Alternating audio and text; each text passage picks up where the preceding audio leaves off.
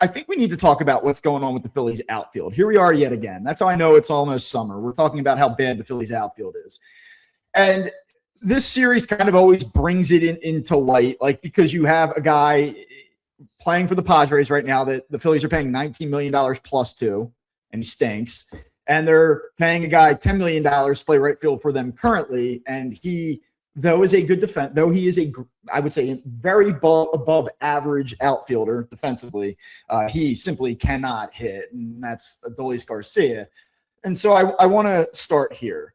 You know, we talk about this epidemic of the Phillies' inability to hit from the right side, and it's a mess, and it's everybody. It's JT Realmuto. It's Alec Boehm. For all of the Alec Boehm is in the middle of this renaissance, this resurgence. Like his last 5 games, he's 2 for 17. He's been brutal because he's been brutal all year. Garcia, Turner, it's everybody. Otto Kemp. So with Garcia specifically, though, he was brought here to provide some thump, some like boom or bust ability, and it's been all bust. There's been no boom at all.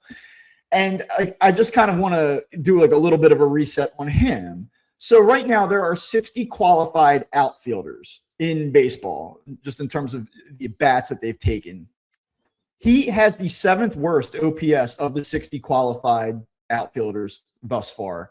He's in the middle of a 2 for 43 stretch, so he's hitting 0.47 with a 262 OPS. He's down to 200. His OPS is under 600 at 598. I just want to further contextualize that. Max Kepler, who was universally despised here and considered very largely to be a failure with the Phillies, on May 26th of last season, Max Kepler had a 732 OPS. Compare that up against Adolis Garcia at 598. I mean, it just illustrates how bad he's been. And he hit 8th last night. Like, they're running out of places to put him in the lineup.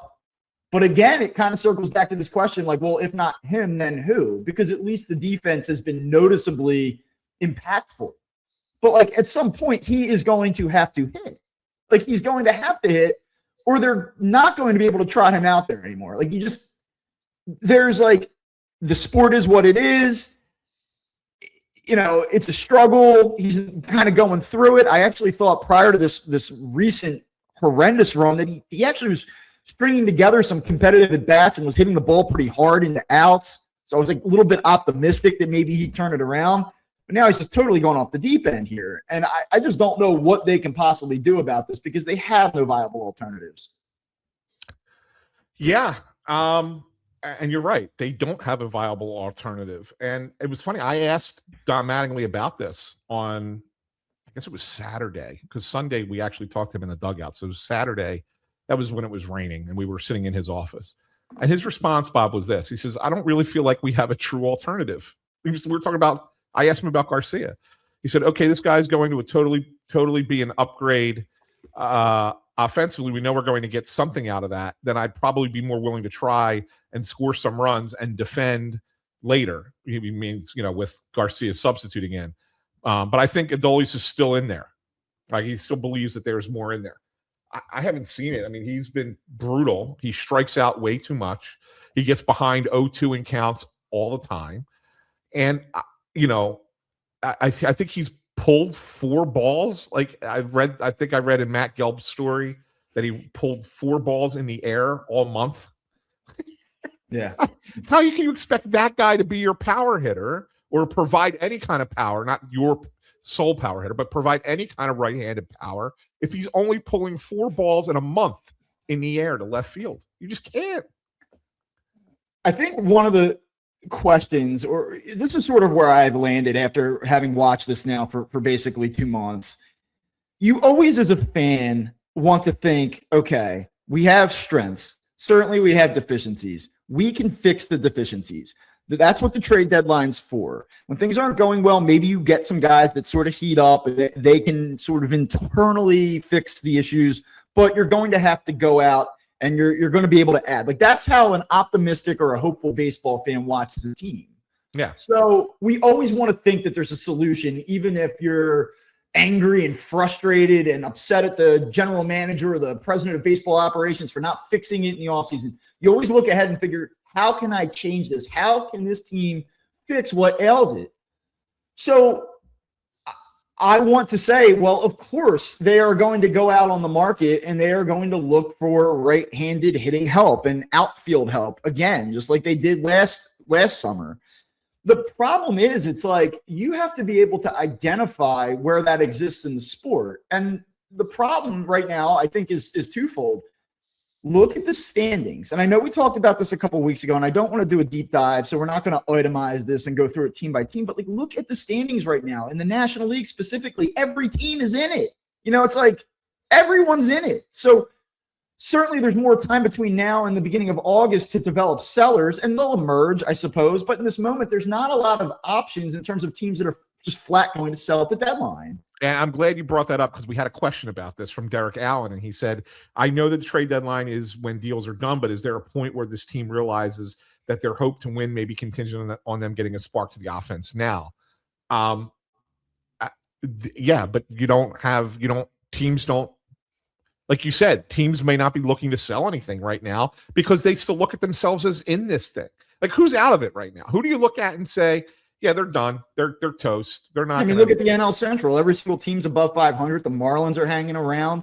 Nationals are hanging around. The Nationals are hanging around. You go out west. The Diamondbacks are clawing their way back into it. Obviously, the Padres and the Dodgers are there. I mean, it's just there's just not many teams that have emerged as sellers. Now, here's the other problem. Even if you can identify some sellers, this sort of speaks to what you were going through. You looked at it from league-wide, game-wide standpoint.